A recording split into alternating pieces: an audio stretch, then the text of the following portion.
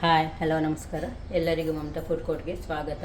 ನಾನಿವತ್ತು ಒಗ್ನೇಕಲ್ ಫಾಲ್ಸ್ ಸ್ಟೈಲಲ್ಲಿ ಮೀನು ಸಾರು ಮಾಡ್ತಾಯಿದ್ದೀನಿ. ಬನ್ನಿ ನೋಡೋಣ ಹೇಗೆ ಮಾಡೋದು ಅಂತ. ನಾನು ಜಿಲೇಬಿ ಮೀನು ತೊಗೊಂಡಿದ್ದೀನಿ, ಒಂದು ಅರ್ಧ ಕೆಜಿಯಷ್ಟು ಜಿಲೇಬಿ ಮೀನು ತಗೊಂಡು ಕಟ್ ಮಾಡಿ ಕ್ಲೀನ್ ಮಾಡಿ ಮತ್ತು ಸ್ವಲ್ಪ ಖಾರದ ಪುಡಿ, ಉಪ್ಪು, ಅರಿಶಿನ ಪುಡಿ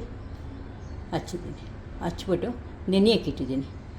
ಒಂದು ಹಾಫ್ ಆನ್ ಅವರ್ ನೆನೆದ್ರೆ ಟೇಸ್ಟು ತುಂಬ ಚೆನ್ನಾಗಿರುತ್ತೆ ಅಂತ. ಇದಕ್ಕೆ ನಾನು ಒಂದು 3 ದೊಡ್ಡ ಈರುಳ್ಳಿ ತಗೊಂಡು ಸಿಪ್ಪೆ ಬಿಡಿಸ್ಬಿಟ್ಟು ಈ ಥರ ಕಟ್ ಮಾಡ್ಕೊಂಡಿದ್ದೀನಿ. ನೀವು ಬೇಕಾದರೆ ಸಣ್ಣ ಈರುಳ್ಳಿ ಬರುತ್ತಲ್ಲ, ಸಾಂಬಾರು ಈರುಳ್ಳಿ, ಅದು ತೊಗೊಳ್ಬೋದು. ಸಾಂಬಾರು ಈರುಳ್ಳಿಯಲ್ಲಿ ತುಂಬ ಚೆನ್ನಾಗಿ ಬರುತ್ತೆ. ನಾನು ದೊಡ್ಡ ಈರುಳ್ಳಿ ಹಾಕಿದ್ದೀನಿ.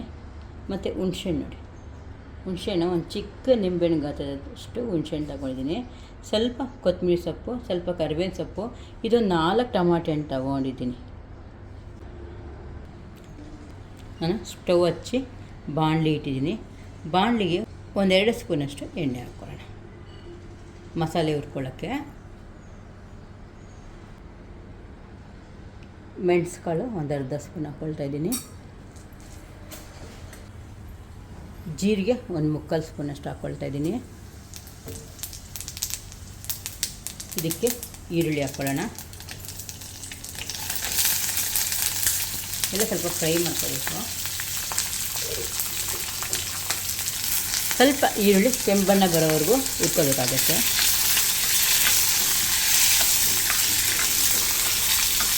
ಒಂದು 2 ನಿಮಿಷ ಹುರ್ಕೊಳ್ಳೋಣ ಈರುಳ್ಳಿ. ಈಗ ಈರುಳ್ಳಿ ಕೆಂಬಣ್ಣಕ್ಕೆ ಬಂದಿದೆ. ಟಮಾಟೆನ ಹಾಕ್ಕೊಳ್ತಾ ಇದ್ದೀನಿ. ಟಮಾಟೆನ ಫ್ರೈ ಮಾಡ್ಕೊಳ್ಳೋಣ. ಇದಕ್ಕೆ ಹುಣ್ಸೆಹಣ್ಣು ಕೂಡ ಹಾಕ್ಕೊಳ್ತಾ ಇದ್ದೀನಿ. ಇದಕ್ಕೆ ಕರಿಬೇವಿನ ಸೊಪ್ಪು ಮತ್ತು ಕೊತ್ತಂಬರಿ ಸೊಪ್ಪು ಇದು ಹಾಕಿ ಹುರ್ಕೋಬೇಕಾಗುತ್ತೆ. ಇದಕ್ಕೀಗ ಪುಡಿಗಳು ಹಾಕ್ಕೊಳ್ಳೋಣ.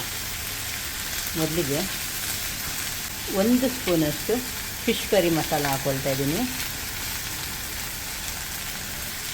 ಸಾಂಬಾರು ಪುಡಿ 1 ಸ್ಪೂನ್ ಹಾಕ್ಕೊಳ್ತಾ ಇದ್ದೀನಿ.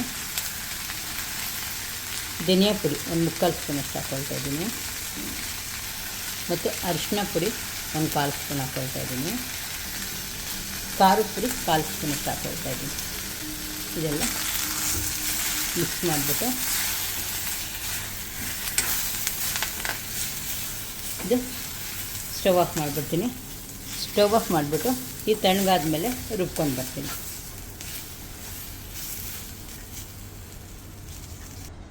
ನಾನು ಸ್ಟವ್ ಅಂಟಿಸಿ ಬಾಣಲಿ ಇಟ್ಟಿದ್ದೀನಿ.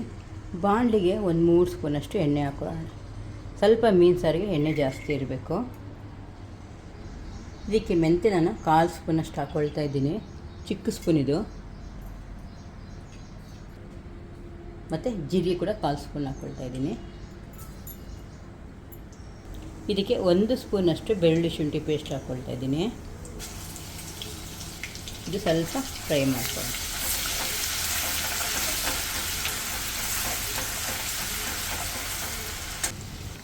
ಇದಕ್ಕೆ ಸ್ವಲ್ಪ ಸಾಸಿವೆ ಹಾಕ್ಕೊಳ್ಳೋಣ. ನಾನು ಆಗಲೇ ಹಾಕೋದು ಮರ್ತೋದೆ.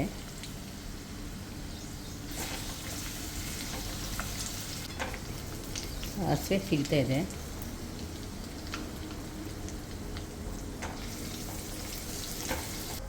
ಇದಕ್ಕೆ 1 ಕಡ್ಡಿಯಷ್ಟು ಕರಿಬೇವಿನ ಸೊಪ್ಪು ಕೂಡ ಹಾಕ್ಕೊಳ್ತಾ ಇದ್ದೀನಿ.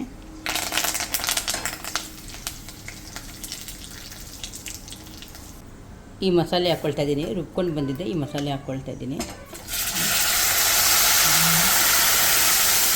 ಫ್ಲೇಮ್ ಲೋಲಿ ಇಟ್ಕೊಳ್ಳಿ.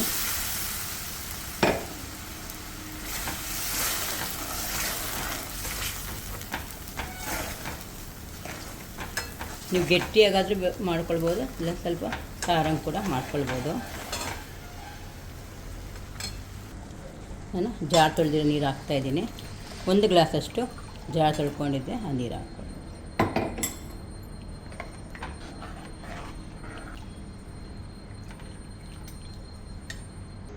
ಇದಕ್ಕೆ ರುಚಿಗೆ ತಕ್ಕಷ್ಟು ಉಪ್ಪು ಹಾಕ್ತಾಯಿದ್ದೀನಿ. ಇದೆಲ್ಲ ಒಂದು ಸತಿ ಮಿಕ್ಸ್ ಮಾಡಿ ಒಂದು 5 ನಿಮಿಷ ಕುದಿಯೋಕ್ಕೆ ಬಿಟ್ಬಿಡೋಣ.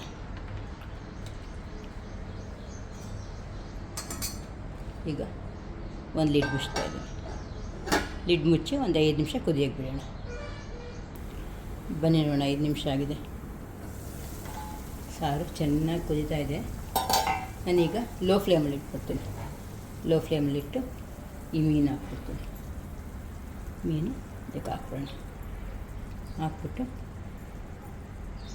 ಲೋ ಫ್ಲೇಮಲ್ಲಿ 5 ನಿಮಿಷ ಬಿಟ್ಬಿಡೋಣ.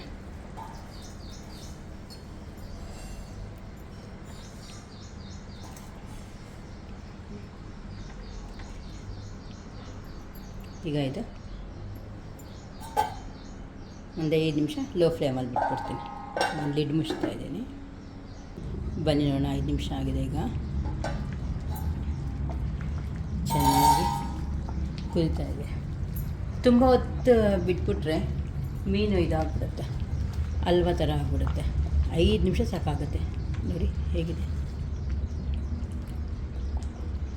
ನೋಡಿ, ಬೆಂದು ಹೋಗ್ಬಿಟ್ಟಿದೆ. 5 ನಿಮಿಷಕ್ಕೆ ಸಾಕಾಗುತ್ತೆ. ತೋರಿಸ್ತೀನಿ. ಈಗ ಸ್ಟವ್ ಆಫ್ ಮಾಡಿಬಿಟ್ಟು ಒಂದು 5 ನಿಮಿಷ ಹಾಗೆ ಬಿಡೋಣ.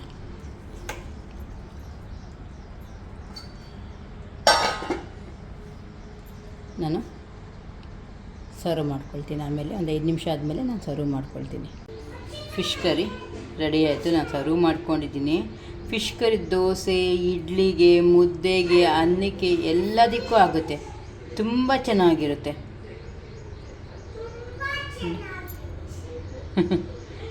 ನನ್ನ ಮಗ ಹೇಳ್ತಾನೆ ತುಂಬ ಚೆನ್ನಾಗಿದೆ ಅಂತ. ಟೇಸ್ಟ್ ನೋಡೋಣ.